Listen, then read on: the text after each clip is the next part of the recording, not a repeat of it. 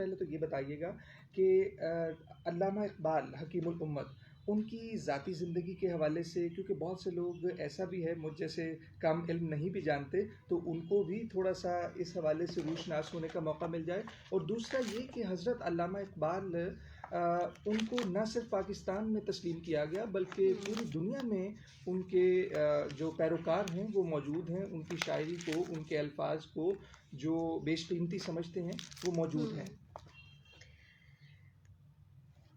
سب سے پہلے جو آپ بات کرتے ہیں ذاتی زندگی کے حوالے سے، تو اقبال کا سفر بڑے شاعر کا جو ایک سفر ہے، ایک ایک لمحہ جو ہے وہ ہمارے لیے بہت قیمتی ہوتا ہے.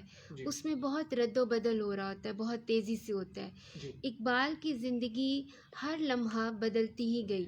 وہ سفر جو ایک مولوی میر حسن سے وہ ان کی تربیت کا آغاز ہوا، علم کا آغاز ہوا، پھر وہ آہستہ مرے کالج سیالکوٹ، پھر وہ گورنمنٹ کالج یونیورسٹی لاہور جو کہ اس وقت گورنمنٹ کالج لاہور تھا، وہاں سے فلسفے میں تعلیم حاصل کی، پھر باہر تعلیم حاصل کرنے چلے گئے.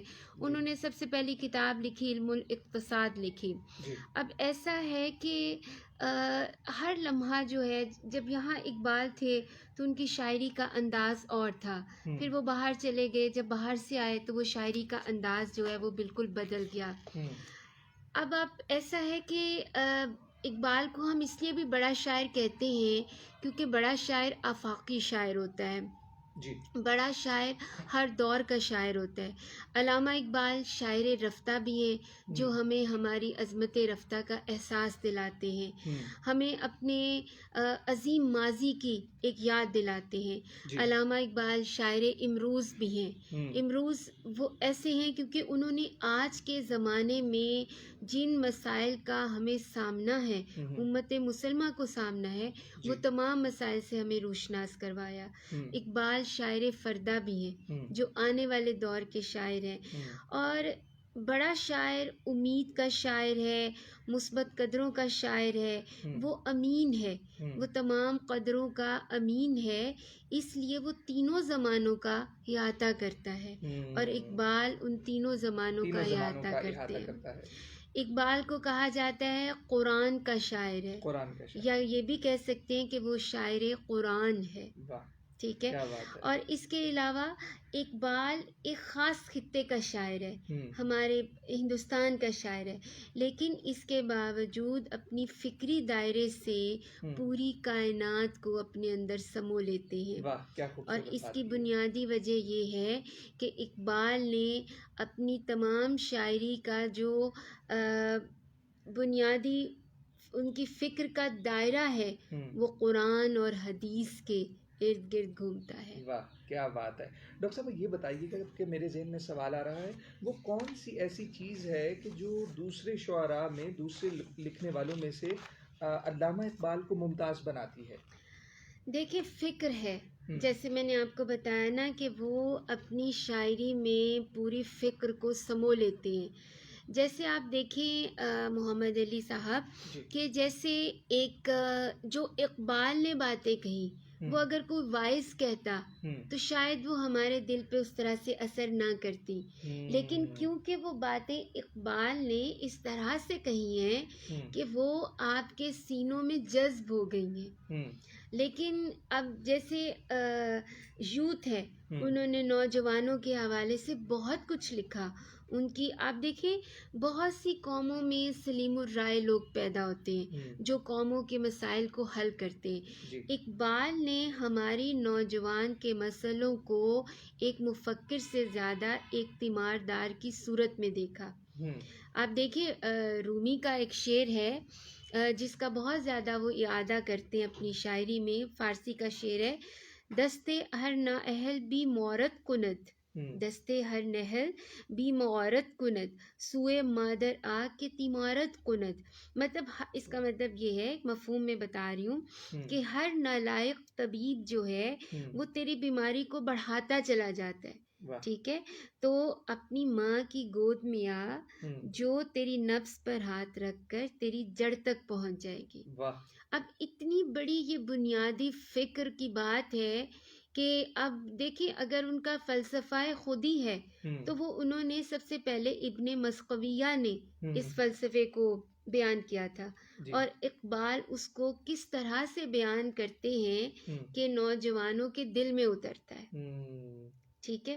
اور اسی طرح سے آپ دیکھیں کہ اقبال ہمارے لیے اس لیے بھی اہم ہے، اقبال ہمارے مسئلوں کی جڑوں میں پہنچے ہیں۔ اقبال نے نوجوانوں کی اہمیت کو سب سے زیادہ تسلیم کیا، اور انہوں نے اپنی شاعری کے لیے بھی نوجوان ہیرو منتخب کیے، ٹھیک ہے، پیروں کو جوانوں کو پیروں کا استاد کر، ٹھیک ہے۔ تو نوجوانوں کی اہمیت جو ہے وہ اقبال کے ہاں میں آپ دیکھیں سب سے زیادہ زبور عجم میں جو اقبال نے جائے نماز کے ساحل پر بیٹھ کر لکھی، شاید وہ نوجوانوں کو اس کی اہمیت کا اندازہ نہ ہو سکے، لیکن اقبال نوجوانوں کی اہمیت کو بہت پہلے سے تسلیم کر چکے تھے۔ انہوں نے اس کے حوالے سے شعر بھی لکھا ہے کہ اگر ہو سوز تو خلوت میں پڑھ زبور عجم، اگر ہو سوز تو خلوت میں پڑھ زبور عجم، فغان نیم شبی بے نوائے راز نہیں، کیا بات، ٹھیک ہے۔ تو یہ اقبال ہے۔ کیا بات ہے ڈاکٹر صاحبہ، اس میں ابھی آپ نے خودی کا ذکر کیا ہے، تو میں پڑھ رہا تھا کہ خودی کے کچھ مدارج ہوتے ہیں، کچھ مراحل ہوتے ہیں، تو وہ ہمارے سننے والوں کو بتائیے کہ وہ کس طرح سے اپنی خودی کو بیدار کر سکتے جیسے ہیں۔ میں نے جیسے کہ میں نے آپ کو پہلے بتایا کہ خودی کا جو ہے وہ سب سے پہلے تصور ابن مسقویہ سے ہمارے ہاں آیا، اقبال نے اس کو آپ کیا، بہت سے شاعروں میں اس سے پہلے بھی نظر آیا۔ اس کے 3 مدارج ہیں۔ پہلا ہے توحید، خودی کا سر نہاں لا الہ الا اللہ، ٹھیک ہے۔ آپ کا خودی کا آغاز ہی لا، مطلب آپ نے رد کر دینی ہے ہر چیز، اس کے بعد آپ آگے بڑھتے ہیں۔ دوسرا ہے ضبط نفس، ٹھیک ہے، مطلب جس نے اپنے خواب کو، اپنے خیال کو اتنا بڑھنے نہ دیجیے کہ وہ آپ کی ذات پر حاوی ہو جائے۔ یہ ایک سمپل سی جو بات ہے، تو قرآن میں تو اس کا ذکر ہے ہی، قد افلح من زکا، کہ اس نے فلاح پائی جس نے اپنے نفس پر قابو پا لیا۔ اچھا، اب تیسرا ہے نیابت الہی، اطاعت و نیابت الہی، مطلب اس میں جو اس کا جو عام انسان، میں ایک جملہ کہوں گی نیابت الہی کے حوالے سے، شاید وہ اس تک وہ بات نہ پہنچ سکے، کہ جو عام انسانوں کی انتہا ہے وہ میرے نبی صلی اللہ علیہ وآلہ وسلم کی ابتدا ہے۔ سبحان اللہ۔ اور نیابت الہی کا یہی فلسفہ ہے کہ آپ کی ذات میں یکسوئی موجود ہونی چاہیے، اور کس کے لیے؟ نبی پاک صلی اللہ علیہ وسلم کی اس کو تسلیم کرنے کے لیے۔ وہ جس طرح مجھے یاد آ رہا ہے کہ عبدالسلام ندوی لکھتے ہیں کہ اقبال کی جو شاعری ہے وہ قومی اور وطنیت سے لے کر اختتام اس کا ہوتا ہے اللہ اور اس کے رسول صلی اللہ علیہ وسلم پر۔ آپ دیکھیں خود اقبال نے لکھا ہے کہ خودی کی جلوتوں میں مصطفائی، خودی کی جلوتوں میں مصطفائی، خودی کی خلوتوں میں کبریائی، زمینوں آسمانوں کرسی و عرش، زمینوں آسمانوں کرسی و عرش، خودی کی زد میں ہے ساری خدائی۔